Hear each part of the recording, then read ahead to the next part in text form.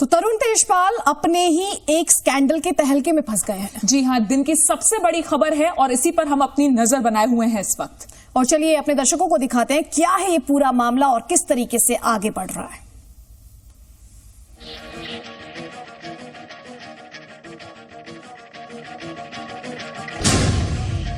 तरुण तेजपाल खोजी पत्रकारिता का बेहद भरोसेमंद नाम, ऐसा चेहरा जिसने कई बार अपने खुलासों से देश में तहलका मचाया है। और आज दुनिया जिस तहलका को पहचानती है उसका मतलब ही भरोसा है। और तरुण ने उसी तहलका में काम करने वाली एक महिला पत्रकार का भरोसा तोड़ा, उसका यौन उत्पीड़न किया। तरुण की शिकार हुई महिला पत्रकार ने ये बात चिट्ठी के जरिए बताई है। मैं बहुत दुख के साथ ये चिट्ठी लिख रही हूँ। तहलका के चीफ एडिटर तरुण तेजपाल ने पिछले हफ्ते 2 बार मेरे साथ छेड़खानी की। दोनों ही मौकों पर मैं अपने कमरे में रोते हुए आई। मैंने कुछ लोगों को ये बात भी बताई। दूसरी बार जब उन्होंने मेरा यौन शोषण किया तो मैंने ये बात उनकी बेटी को भी बताई, तो वो मुझ पर काफी नाराज हुए। मैं काफी डर गई थी। सहकर्मी के यौन उत्पीड़न की बात सामने आने के बाद तरुण तेजपाल ने बड़ी साफगोई से सच कबूल लिया और खुद के लिए सजा भी खुद तय कर दी। तहलका की मैनेजिंग एडिटर को लिखे लेटर में तरुण ने कहा है, पिछले कुछ दिन मुश्किल भरे रहे और मैं पूरी तरह इसकी जिम्मेदारी लेता हूं। एक गलत तरीके से लिए फैसले, परिस्थिति को खराब तरह से लेने की वजह से ये घटना हुई। मैंने संबंधित पत्रकार से पहले ही बिना शर्त अपने दुर्व्यवहार के लिए माफी मांग ली है, लेकिन मैं महसूस करता हूं कि प्रायश्चित की जरूरत है। इसीलिए मैं तहलका के संपादक पद से अगले 6 महीने के लिए खुद को दूर रहने की पेशकश कर रहा हूं। तरुण तेजपाल के इस माफीनामे के बाद तहलका मामले को बंद करने की कोशिश में है। तैयारी मामले को संस्थान का अंदरूनी बताकर रफा दफा करने की है। पीड़ित ने भी पुलिस में शिकायत नहीं दर्ज कराई है। तो क्या एक महिला के यौन उत्पीड़न की सजा क्या बस इतनी भर है जितनी तेजपाल ने खुद तय कर ली है? जितेंद्र शर्मा, जी मीडिया, दिल्ली। और इस पूरे मामले पर ताजा जानकारी के साथ हमारे साथ जुड़ गए हैं जी मीडिया संवाददाता जितेंद्र शर्मा। जितेंद्र, पत्रकारिता की दुनिया का एक बड़ा नाम, और जिस तरीके से ये आरोप लगे और जिस तरीके से तेजपाल ने खुद ही अपनी सजा भी निर्धारित कर ली, क्या कहेंगे इस पर? बिल्कुल, खोजी पत्रकारिता का सबसे बड़ा नाम है तरुण तेजपाल, और एक उम्मीद की जाती थी उनसे, क्योंकि उन्होंने एक बड़ा अपने लिए मापदंड स्थापित किए थे और पत्रकारिता में बड़े मापदंड स्थापित किए थे। लेकिन जिस तरह से ये हरकत हुई है, गोवा के अंदर जो तहलका जो अपना थिंक फेस्ट जो आयोजित करती है, उस दौरान ये घटना हुई है, जो कि उनकी साथी जर्नलिस्ट है, और ना सिर्फ साथी जर्नलिस्ट है बल्कि तरुण तेजपाल के जो बहुत अच्छे दोस्त हैं जिन्होंने उनके साथ काम किया है, उनकी बेटी है, और ना सिर्फ बेटी है बल्कि इनकी बेटी की सहेली भी है, उसके साथ इस तरह की हरकत की है तरुण तेजपाल ने। तो वाकई में एक काफ़ी शर्मनाक बात है। हालांकि उस जो महिला जर्नलिस्ट है तहलका में जो काम करती है, उसने मैनेजमेंट को ये बात बताई, मेल के जरिए ये बात कही है, और उसके बाद जब दबाव आया है तरुण तेजपाल के ऊपर, उसके बाद उन्होंने माफ़ी मांगी है।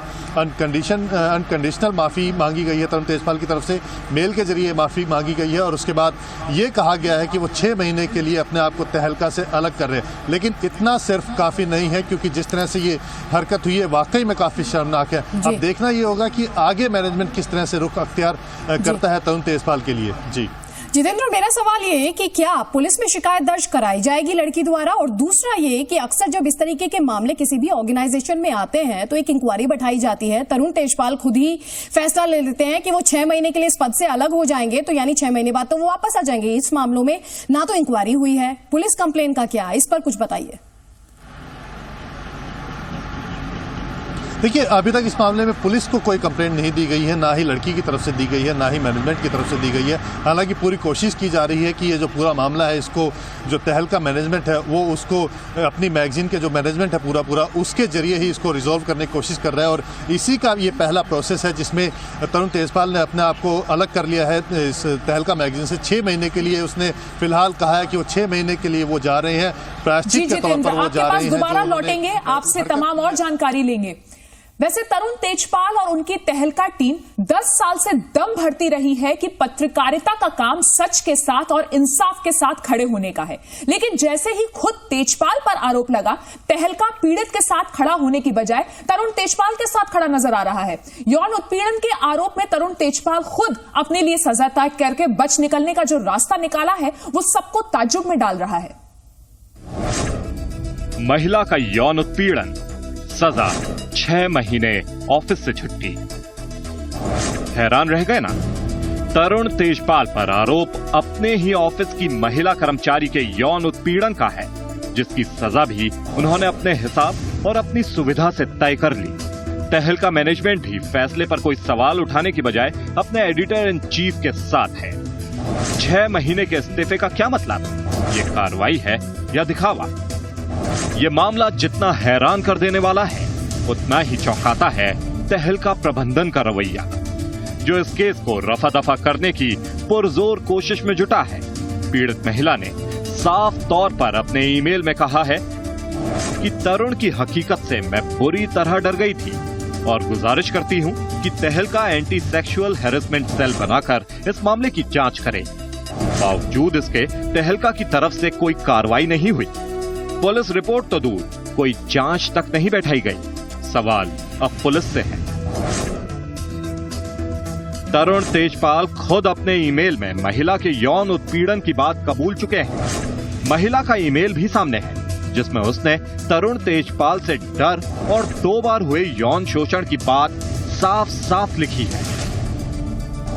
पेचीदा सवाल है कि अगर पीड़ित शिकायत न करे तो क्या जुर्म को जुर्म नहीं माना जाएगा? कोर्ट कचहरियों में कई मामले आते हैं जब कोई फरियादी नहीं होता। पुलिस और अदालतें खुद संज्ञान लेती रही हैं। तरुण तेजपाल के मामले में भी ऐसा कुछ होगा या नहीं, इंतजार करना होगा। जितेंद्र शर्मा, जी मीडिया, दिल्ली। और इस मामले के सामने आने के बाद दिल्ली की महिलाएं क्या कह रही हैं, चलिए वो सुनते हैं। ऐसा सोचती हूँ कि इस समय मीडिया जो है सबसे पावरफुल मैसेज करती है सोसाइटी को, लेकिन अगर एक मीडिया पर्सन ही इस तरह की हरकत करेगा तो हम और लोगों से क्या एक्सेप्ट करेंगे? ठीक है, तो मुझे ऐसा लगता है कि उनको सख्त से सख्त सजा होनी चाहिए और उनके ऊपर केस चलना चाहिए। उन्होंने ऐसा किया है किसी लड़की के साथ में, तो उनके ऊपर केस भी होना चाहिए और फिर हमारा जो है उनके बारे में सोचना, तो मॉरल और पर्सनैलिटी जो है वो धीरे धीरे खत्म हो जाएगी। इनके खिलाफ तो सख्त से सख्त कार्रवाई करनी चाहिए, कि ये लोग जो अभी तक सोसाइटी के लिए कर रहे थे काम और अचानक वही लोग लड़कियों के साथ इस तरह से काम कर रहे हैं, तो उनको ज़्यादा सख्त से सख्त कार्रवाई करनी चाहिए। उनकी सोच बदलनी चाहिए। जैसे तरुण तेजपाल जिन्होंने किया है, उनके खिलाफ अगर हम स्ट्रिक्ट एक्शन नहीं लेंगे तो लोगों को पता नहीं चलेगा, कुछ भी नहीं कर सकते हम लोग। जिस तरुण तेजपाल को आप और हम जानते हैं, उनका दूसरा नाम तहलका है। देश भूला नहीं है कि रक्षा घोटाले को सामने लाने में तरुण तेजपाल ने कैसे स्टिंग और इन्वेस्टिगेटिव रिपोर्टिंग का शानदार नमूना पेश किया था, लेकिन अब वो खुद नैतिकता के कटघरे में है। भारत में खोजी पत्रकारिता के जिस भरोसेमंद नाम पर अब सवालों और आरोपों की उंगलियां उठी हुई हैं, जिसकी 2 दशकों की साख अचानक खाक हो रही है, उस तरुण तेजपाल को सबसे पहले दुनिया ने जाना था 2001 में हुए स्टिंग ऑपरेशन फॉलन हीरोज से।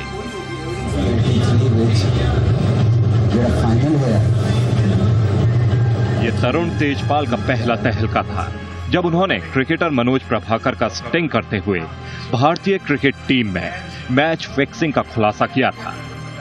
इस स्टिंग ऑपरेशन में मनोज प्रभाकर ने बताया था कि अजरुद्दीन, अजय जडेजा और अजय शर्मा भी मैच फिक्सिंग में शामिल हैं। सर हुन मैनू तो समझ नहीं आ रहा मैं किस किस नाम लेंदा रहूंगा।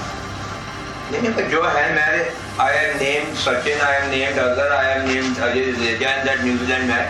आई हैव नो फियर। इसके बाद तरुण तेजपाल का देश को झकझोर देने वाला दूसरा स्टिंग ऑपरेशन था ऑपरेशन वेस्ट एंड। इस स्टिंग ऑपरेशन में रक्षा सौदों की डील में दलाली का खुलासा हुआ। कई नेता और आर्मी अफसर दलाली की बात करते पकड़े गए।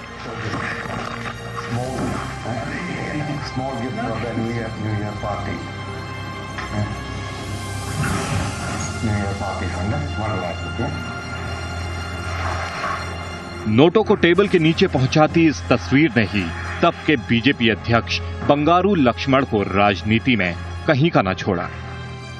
इसके अलावा 2007 में तहलका ने बीजेपी, बजरंग दल और विश्व हिंदू परिषद के कुछ नेताओं को नरोदा पाटिया हिंसा में उनका रोल कैमरे पर कबूल करते हुए पकड़ा। 2011 में स्टिंग ऑपरेशन में डीएमके नेता कालानिधि मारन के बारे में दावा किया गया कि उन्होंने टेलीकॉम मिनिस्टर रहते हुए 700 करोड़ का घोटाला किया। लेकिन अपनी साथी पत्रकार का यौन उत्पीड़न करके तरुण तेजपाल अब खुद सवालों में है।